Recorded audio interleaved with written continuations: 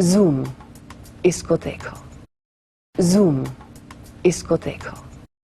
Love आजकल की lead heroine तो दीपिका पादुकोण ही है, लेकिन चर्चे करीना कपूर के हैं। इसी वजह से दीपिका है सैफ और इम्तियाज से कुछ नाराज, और दीपिका का यही गुस्सा बन गया है सैफ और इम्तियाज के लिए embarrassment. There's this shot where I'm supposed to fall and Saif's supposed to hold me. Obviously, he just got off the phone or I don't know what.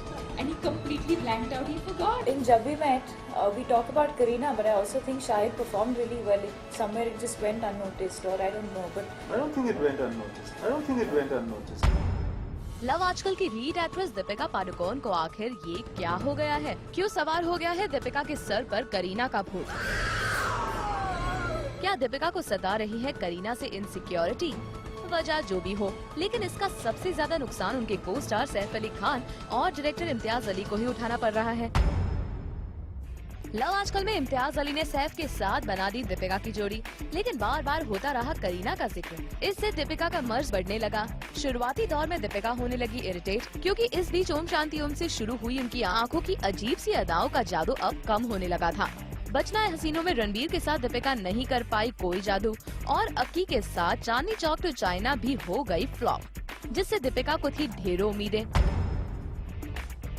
उधर सैफ के साथ बेबो की रियल लाइफ जोड़ी बटोर रही थी खूब चर्चा। खबरें ये भी रही कि सैफ अपने होम प्रोडक्शन की फिल्म लव आजकल में किसी और को नहीं बल्कि करीना को ही करेंगे कास्ट। फिर सैफ से जब करीना के लव आजकल में न होने के बारे में पूछा गया, तो वो अपने दिल पर हाथ रखकर आहें भरते ही नजर आए। For me, it's difficult to ask me that because when your personal life and your professional life is mixed together, then you know it's hard to feel sometimes clearly about things. Of course, I've missed her a lot in the film and I wish she was there. लेकिन जैसे जैसे love आजकल की release नजदीक आ रही है, दीपिका को करीना का भूत कुछ ज्यादा ही सता रहा है। दीपिका का मर्ज और भी बढ़ता जा रहा है।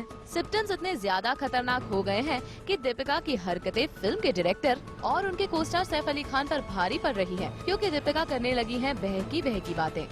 There's this shot where I'm supposed to fall and Saif's supposed to hold me. Obviously, he just got off the phone or I don't know what. And he completely blanked out. He forgot. ये वाकया है love आजकल के गाने चोर बाजारी की shooting का, पर दीपिका यहाँ कुछ ऐसी बहकी कि उन्हें खुद का होश ही नहीं रहा। इस सीन में दीपिका को गिरना था सैफ की बाहों में, लेकिन दीपिका गिरी ऐसी जगह जहाँ सैफ से कैच तो मिस होना ही था। पर दीपिका है कि अपने गिरने के लिए भी सैफ को ही बता रही है जिम्मेदार। There's this shot where I'm supposed to fall and Saif's supposed to hold me. Obviously, he just got off the phone or I don't know what. And he completely blanked out. He forgot. Kareena के ख्यालों ने दीपिका को बना दिया है बेबस। दीपिका की ये बेबसी लव आजकल में उनके को स्टार सैफ के साथ साथ फिल्म के डायरेक्टर इम्तियाज अली को भी एम्बैरेस कर रही है। अब देखे ना, जब भी मैट की सक्सेस से किसको सबसे ज्यादा फायदा मिला ये तो सभी जानते हैं, पर इम्तियाज की मौजूदगी में ही दीपिका के मुँह से वो बात निकल आई जिससे इम्तियाज अली और सैफ हो गए शर्मसार, और दीपिका को बीच में रोक कर उनको देनी पड़ी सफाई। in Jab We Met, we talk about Kareena, but I also think Shahid performed really well. Somewhere it just went unnoticed. I don't think it went unnoticed. I don't think it went unnoticed.